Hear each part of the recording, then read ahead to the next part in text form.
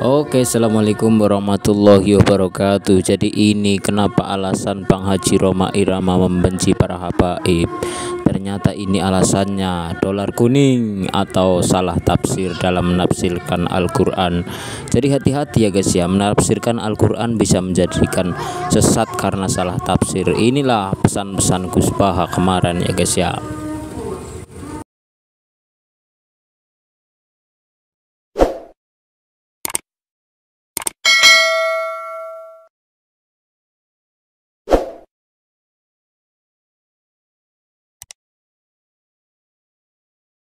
Ada harus diluruskan juga, yaitu surat Asy-Syura ayat 23 yang berbunyi qul la as'alukum alaihi ajran ilal mawaddata fil qurba, yang artinya katakannya Muhammad, aku tidak meminta imbalan atas dakwah yang aku lakukan, melainkan cinta dan kasih sayang dalam kekerabatan.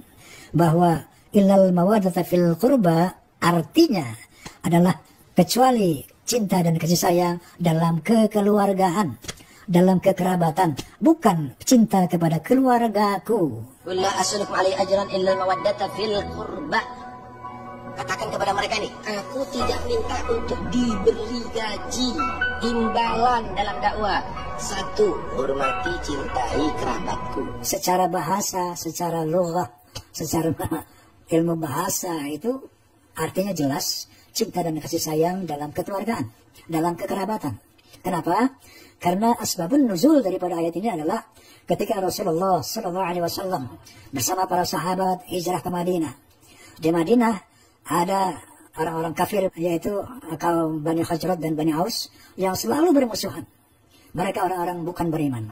Tapi dengan dakwah Nabi Muhammad SAW, mereka menjadi orang-orang beriman dan orang-orang yang bersaudara, bersahabat, tidak lagi perang. Nah, ketika Rasulullah dan para rombongan hijrah ke Madinah, mereka ini sangat bersyukur menyambut Nabi SAW dan menyerahkan berbagai macam harta kepada Rasulullah. Turunlah ayat ini, qul la as'alukum alaihi ajran. Katakannya Muhammad, aku tidak minta imbalan atas dakwahku sehingga kalian menjadi beriman, kira-kira begitu. Tetapi cinta dan kasih sayang di dalam kekerabatan, kekeluargaan. Muhajirin sama Ansor, jalinlah cinta dan kasih sayang antara keluarga-keluarga Bani Arab, Quraisy dan orang-orang Khazraj dan Aus. Jalinlah cinta dan kasih sayang kekeluargaan. Jadi bukan cinta dan kasih sayang untuk keluargaku. Islam adalah agama yang adil. Nabi Muhammad SAW adalah pemimpin yang demokratis, bukan pemimpin yang nepotisme. Aku berjuang atas perintah Allah Subhanahu wa taala. Lalu Nabi tidak minta imbalan untuk mencintai keluargaku, tidak. Kalau ada satu hadis yang mengatakan cintailah keluargaku, benar.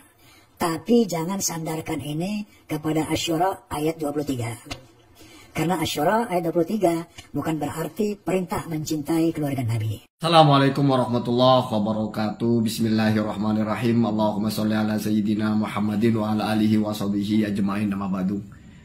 Ja'alallahu wa iyyakum min ahli khairi wa sa'ada fid dini wa dunya wal akhirah. Amin Allahumma amin. Ini punya Bang Haji Rhoma ini masih lumayan daripada punya Kiai Nur Ihya ketika menafsirkan ayat itu, dimanai adalah saya berdakwah ini karena saya sayang kepada kalian. Kalian saudara saya. Atas nama kasih sayang saya dakwah kepada kalian.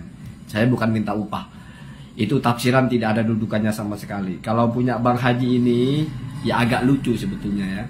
Ini masih saya temukan dasarnya yang bisa disebut Bang Haji ini bukan mengada-ngada dalam penafsirannya. Cuma Bang Haji ini ya wallahu alam apakah bisa mengakses kitabnya, apakah bisa baca, atau hanya membacakan sesuatu yang mungkin sudah ada konseptornya. Karena kalau misalnya Bang Haji bisa membaca kitabnya, Bang Haji ini lucu. Mengaji tafsir dengan cara begitu lucu. Yang pertama ngegas meluruskan, artinya mengatakan salah, lalu disampaikan yang benar.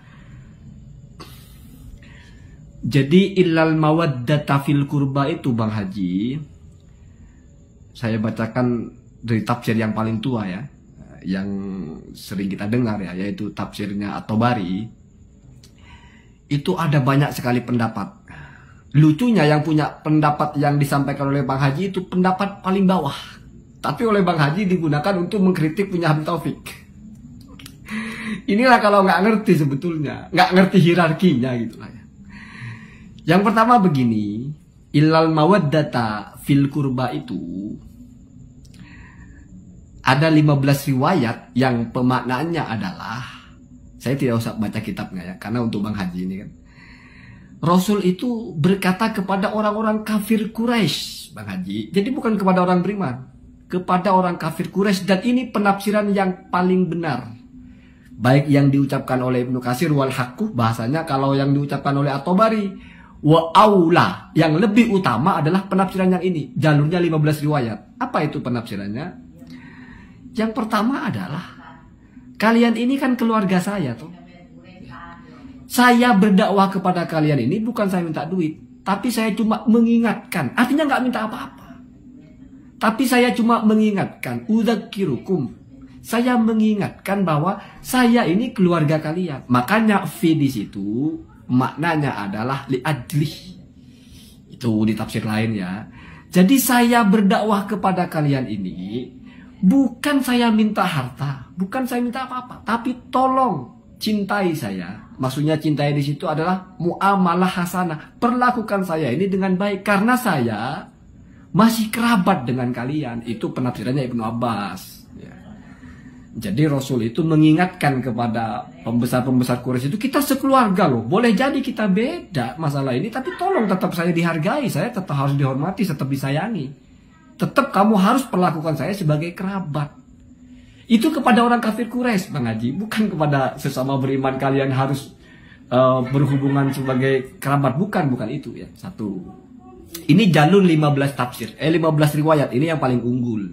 Ini yang dihukumi aula oleh At-Tabari. Kemudian yang kedua ada yang seperti Habib Taufik itu, yaitu saya tidak minta apa-apa kecuali ya kamu cintailah korobati.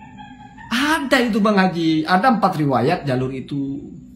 Ada lagi 5 riwayat al-mawaddah fil kurba